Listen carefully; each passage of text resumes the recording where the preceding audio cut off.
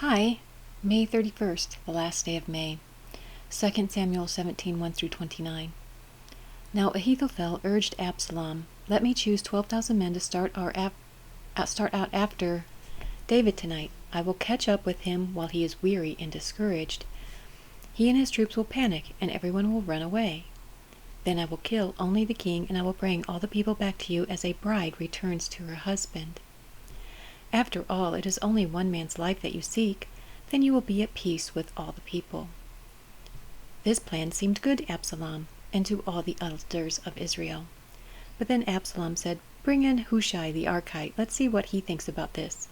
When Hushai arrived, Absalom told him what Ahithophel had said.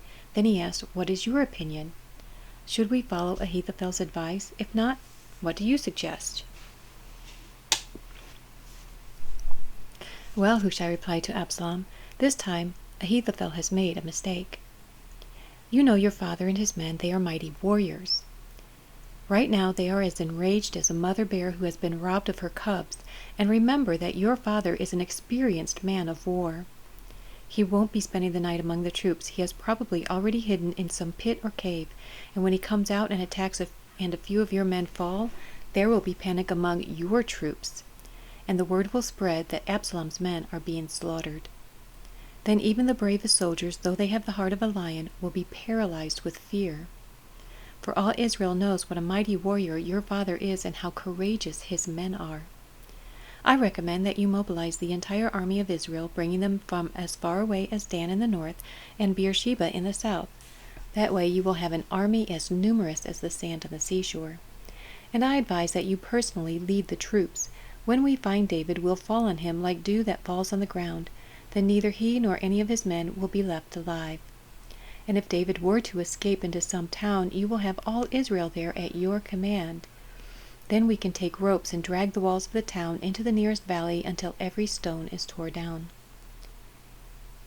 Then Absalom and all the men of Israel said, "Hushai's advice is better than Ahithophel's," for the Lord had determined to defeat the counsel of Ahithophel, which was really the better plan, so that he could bring disaster on Absalom.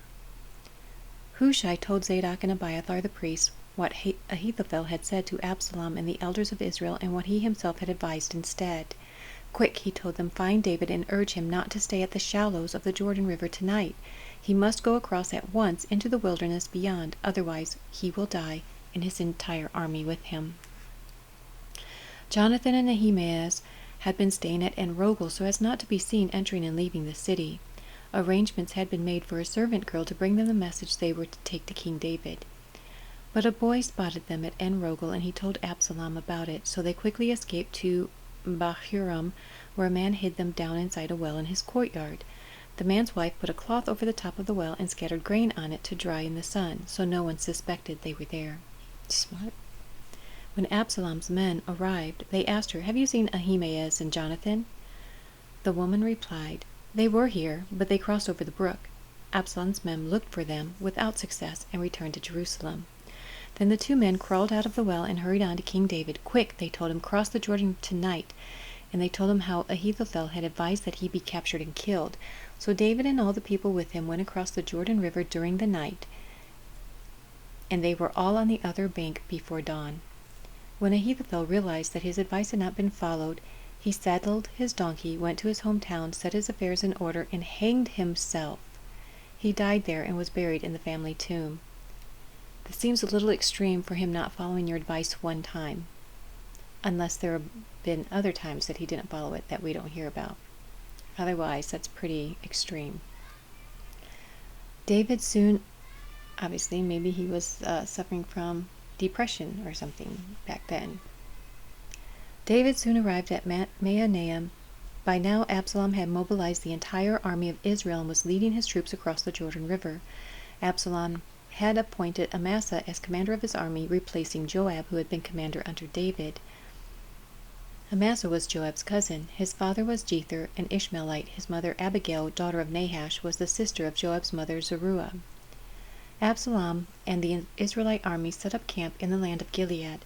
When David arrived at Mahanaim, he was warmly greeted by Shobi, son of Nahash, who came from Rabbah of the Ammonites, and by Machir, son of Amiel from Lodabar, and by Barzillai of Gilead from Rogelim.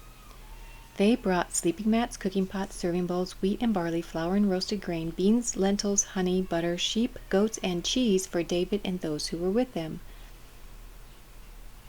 So they didn't bring like stews made with sheep and goat, they just gave them sheep and goats. Okay. For they said, "You must all be very hungry and tired and thirsty after your long march through the wilderness." It's amazing that David was king over all Israel, yet Absalom was able to call in all of Israel to come against David. Interesting. John 19:23 through 42. When the soldiers had crucified Jesus, they divided his clothes among the 4 of them. They also took his robe, but it was seamless, woven in one piece from top to bottom. So they said, "Rather than tearing it apart, let's throw dice for it." This fulfilled the scripture that says, "They divided my garments among themselves and threw dice for my clothing." So that is what they did. I believe that was in a psalm, right? I believe so. Standing near the cross were Jesus' mother and his mother's sister, Mary, the wife of Clopas, and Mary Magdalene. Good grief. Standing near the cross were Jesus' mother and his mother's sister, Mary, the wife of Clopas, and Mary Magdalene. When Jesus saw it was just the 3 Marys. Mary must have been a really popular name back then. When Jesus saw his mother standing there beside the disciple he loved, John, he said to her, "Dear woman, here is your son." And he said to this disciple, "Here is your mother." And from then on, this disciple took her into his home. So we can gather from that Jesus' dad, Joseph, must have died. Otherwise, Mary, the mother of Jesus, would have had her husband to care for her. So I'm thinking we can assume that Joseph has died. We don't hear about Joseph's death. And I feel like, we should find out what happened to Joseph. I want to know what happened to Joseph. Jesus knew that his mission was now finished, and to fulfill scripture, he said, "I am thirsty." A jar of sour wine was sitting there, so they soaked a sponge in it, put it on a hyssop branch, and held it up to his lips. When Jesus had tasted it, he said, "It is finished." Then he bowed his head and released his spirit. It was the day of preparation, and the Jewish leaders did not want the bodies hanging there the next day, which was the Sabbath, and a very special Sabbath because it was the Passover. So they asked Pilate to hasten their deaths by ordering that their legs be broken. Then their bodies could be taken down. So the soldiers came and broke the legs of the 2 men crucified with Jesus, but when they came to Jesus, they saw that he was already dead. So they didn't break his legs. One of the soldiers, however, pierced his side with a spear, and immediately blood and water flowed out. Apparently that's a sign that the person is dead, if blood and water flows out. I don't know, I'm not a medical person. If you are, and if you know that, if that's true, then let me know below. Or if not, then what the significance of blood and water flowing out would be. This report from an eyewitness giving an accurate account. This report is from an eyewitness giving an accurate account. He speaks the truth so that you also can believe. There's a star next to that. 35.